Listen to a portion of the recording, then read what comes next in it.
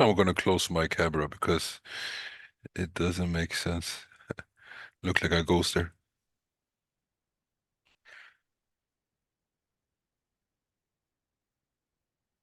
All right, I'm starting. All right, my people, welcome to the market overview with Prosperous Academy. And we got me, myself, Jeremy Tickler here, and Frederick Wold on the charts. I'm going to go through US 30 and gold with y'all, and Frederick is going to take Euro, USD, and some other pairs. So let's start with US 30. We're starting with it because we got a trade going on here as I'm recording this, and that trade, the entry was triggered at, and it's the US 30, of course. That trade was triggered at 39,152 um, on the US 30 chart with a stop loss at 39,116. It's testing this low, grabbing some liquidity from this wick. We're inside an order block here, and we will quite surely reverse from here. The only thing is, as we know, US 30 loves to wick out, loves to grab liquidity, and there's a big chance that market wants to wick to grab some of the liquidity that we got laying here. We will see. If so happen, we will re-enter when we get the confirmations that this market is turning back up, that that was just a liquidity grab. For now, we staying with it as it is. Okay. So why am I in a buy position? Well, US 30. Is there anything else than buy positions for US 30? The thing is, this thing has been on a bull run for a while now, and we all know that. And it's not turning anytime soon from what it seems. I believe that the targets for US 30, I will mark the target out. I would think that we are entering the last stage of this bull run, the last stage before we will see a massive collapse, massive market collapse, if not the dollar starts hyperinflating. Okay, if the dollar doesn't start hyperinflating, then I believe that we will see a massive crash for US 30, NAS, and S&P 500 very, very soon. That will, I think that crash will send up gold and crypto massively. So, what do we got? I think that the main target to watch out for US 30 is 42,000. The 42,000 level is super interesting, super dangerous. Why am I looking at that target? Because if you pull Fibonacci from on the weekly time frame, from this low right here, this COVID low that we have right here, and all the way to the top that came from that swing before we started to retrace. Then the extension, the Fibonacci extension is 27.2 is at 42,000. And why is that so important? Because US 30 loves to hit those 27.2 extensions. It loves to hit those. It's almost like it's a rule for it. So don't believe me, backtest it, and you will see. You will be surprised how accurate it is. So therefore, I'm looking for this one to actually, and it matches perfectly. Like this last blow off top with where US 30 just goes parabolic up, and then somewhere along probably goes a little bit above to induce more people in, and then just like crypto does in bull run, it just liquidates everybody down. Okay. So that's what I'm seeing for US 30 on the bigger perspective. On the shorter perspective, we will zoom in now. The short perspective, we have the situation here with this trade. And this trade that we are in right now is inside an order block. So, oh, actually stopped out here. Well, it is what it is. That's trading. Like I said, if we get the confirmation that this was just a wick out to grab liquidity here, because there's a lot of liquidity laying resting down here, then we of course re-entering this one. It's a big trade with a lot of pips to catch. With that said, right now, what I'm looking at as a goal for this trade and the next stop basically for US 30 is the 27.2 extension from this bottom to this top. Okay. That's the one. You might argue actually that it can be the 27.2 from this swing. That one is at the 61.8 from this swing, but to be safe, we take the 27.2 as a target, just to be safe.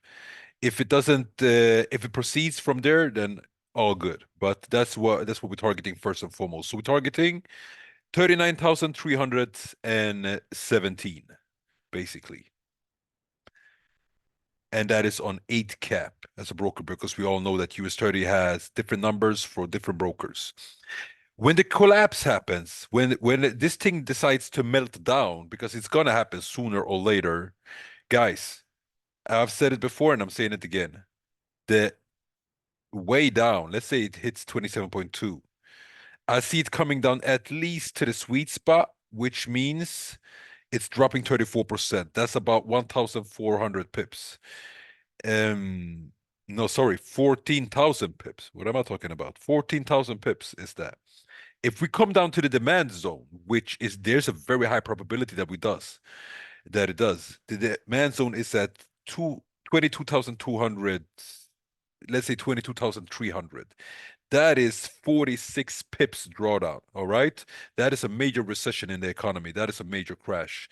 And 19 pips to catch there, 19,000 pips to catch there. Why do I look at so big drawdowns? Is because every time a recession has hit, the US 30, NAS, S&P 500, they have dropped about 35 to 40, 45%.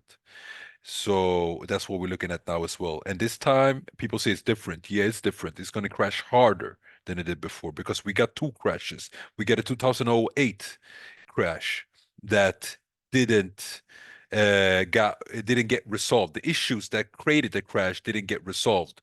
So all those problems were pushed forward by printing money excessively. And now all the damage from then and now is coming, and it's going to bite the West economy in the ass hard. With that said, let's go to gold. Gold, as you see, we start from a weekly time frame, and I'm gonna remove some of these fibs here so you see things clearer. Gold is resting at this very strong support level that you see here, that it comes from these previous tags on the all-time high from 2020, 2022. Then we had this one in 2023. And now we took an all-time high in the end of 2023, December. All right. Pulled back, had a nice pullback, and we are now testing this support that we've been testing as resistance previously. We're testing it as support right now. It looks very good. But to get it really confirmed, we, of course, on the daily time frame, want to see this high over here taken. When we see this high taken, that's on the pullback is when we can rest assured for a massive swing trade. Right now, we have to zoom in and look on the smaller time frames to see if we can for what kind of entries we catch. And for those that are trying to catch these Hail Marys, yeah, you better have a big stop loss then, because it will most surely zigzag a lot before it takes off, so to say.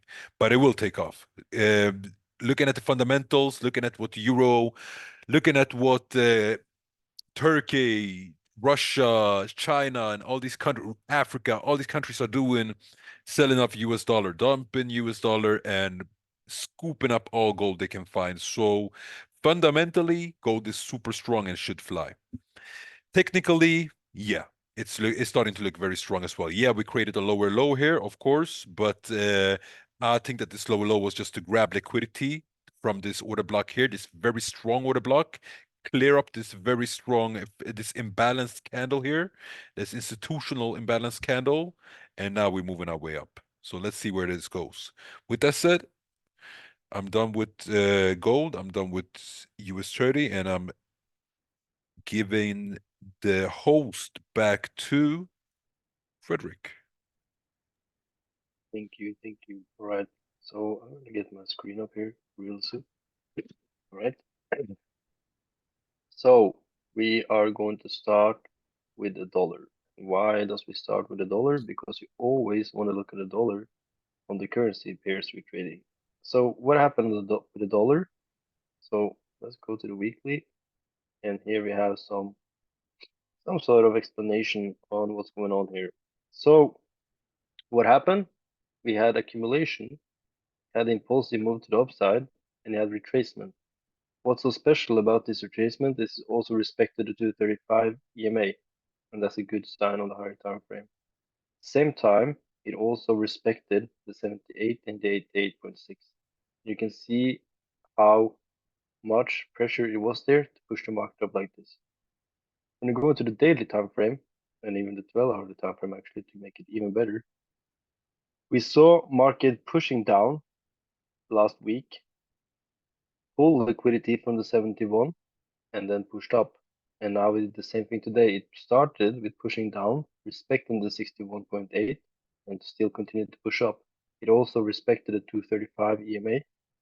That's also another confirmation that the gold dollar is going up.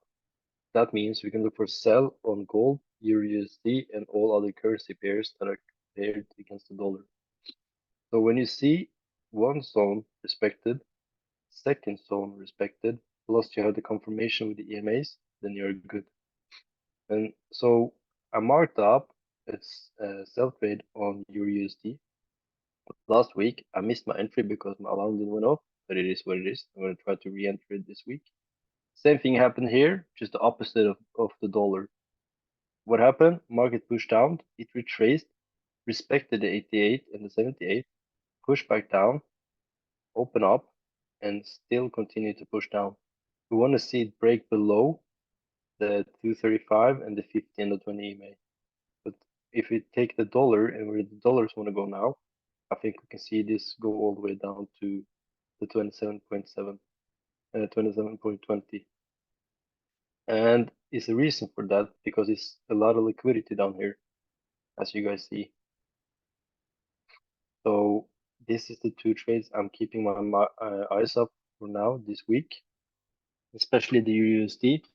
I'm going to see what happened tomorrow as it push down and a break and then retracement, and we're going to enter a sell. But it all comes down to the dollar and what the dollars want to do. And that's the two trades I have right now, actually, for this week. And the rest of them is going to come if my alarms goes off. But yeah, this is the two major things we need to look out for. And that is the dollar is going to turn, or it looks like it's going to turn. And when we get this confirmation, then we know where the rest of the market is going. With that said, I think that's it. All right, my people. So with that said, I'll see you guys on the next market overview. And in the meantime, we will be dropping some highlights from our live streams when we bang those pips. Have a beautiful week. Catch some beautiful pips. And I'm saying peace. Peace.